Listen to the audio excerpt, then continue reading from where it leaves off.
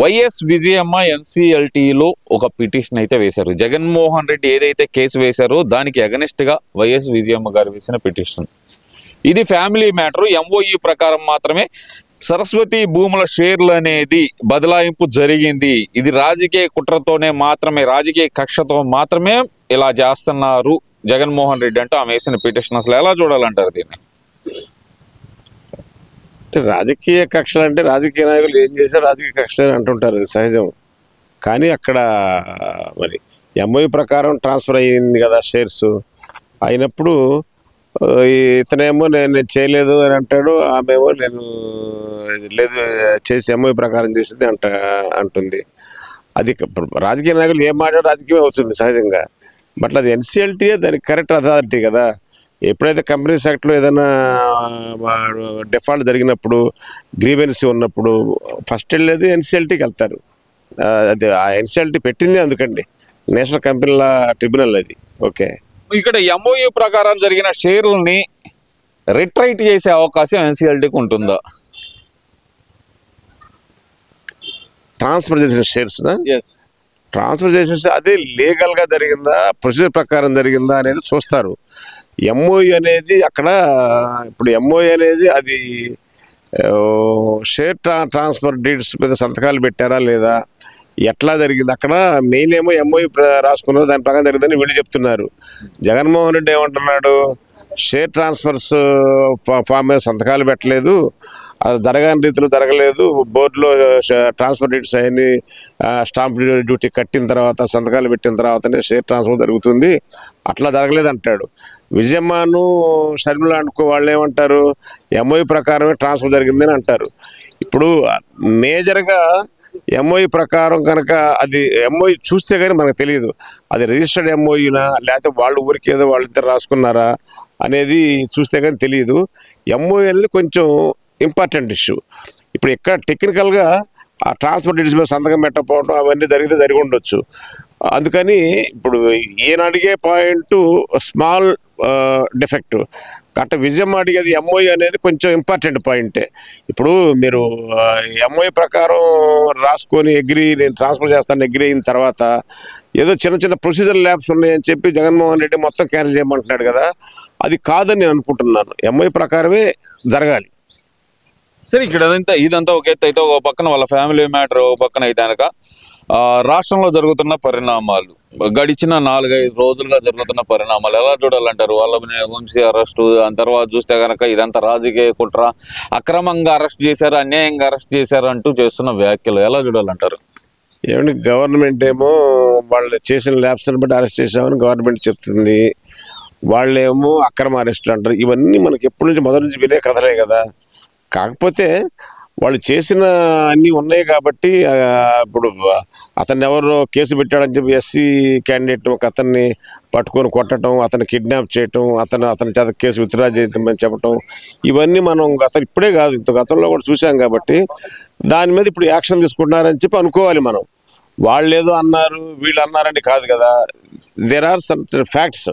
ఆ వంశీ చేసిన పనులకి ఇప్పుడు తెలుగుదేశం పార్టీ ఆఫీసు మీద దాడి చేయటం వాస్తవం, దాడి చేయందంటూ వీళ్ళంతా వెనక ఉండటం అనేది వాస్తవం. దాంట్లో అతను ఎవరో అతని ఆఫీసు ఉన్న అతను సత్యకుమార ఇది అతని పేరు ఉంది కదా, సత్యవర్ధన్ అతనేదో అతను బలవంతంగా మాకు అనుకూలంగా సాక్ష్యం చెప్పని వీళ్ళు బలవంతం చేయడం వాస్తవం. ఇవన్నీ ఈరోజు ఇప్పటికిప్పుడు క్రియేట్ చేసిన వాస్తవాలు కాదు కదా, ఎప్పటి నుంచో ఉన్నాయి కాబట్టి యాక్షన్ తీసుకుందామని చెప్పి అనుకుంటాం మనం. ఇక్కడ ప్రధానంగా చూసుకుంటే కనుక మరి వల్లభనేని వంశీకి రూమ్ లో సకల సౌకర్యాలు కల్పించట్లేదు, ఆయన హెల్త్ ప్రాబ్లం ఉంది అంటూ మరి వల్లభనేని వంశీ భార్య పద్మశ్రీ గారు చేస్తున్న వ్యాఖ్యలు, మరి దాన్ని ఎలా చూడాలంటారు? ఇవి కూడా మామూలే. అంటే ఆయన సరిగా చూడలేదు అన్నాడని చెప్పి లోపలికి వెళ్ళిన తర్వాత విఐపి ట్రీట్మెంట్ ఇవ్వాలన్నా? ఇప్పుడు ఎక్కడో చూశాను, యూట్యూబ్లో పెట్టారు, అతను కొడాలి నాని అంటున్నాడు లోపల రంభావరస్సులు ఏమన్నా కనుగొడతారా దోమలు కాకపోతే అని అన్నాడు. మరి ఇలాంటి దారుణమైన డైలాగులు మాట్లాడారు కదా వాళ్ళ పార్టీ వాళ్ళే కదా మాట్లాడినప్పుడు మరి అక్కడో మాట ఇక్కడో మాట కాదు కదా. ఆయన అక్కడ జైల్లో ఉన్నప్పుడు దాని ప్రకారం తీసుకుంటారు.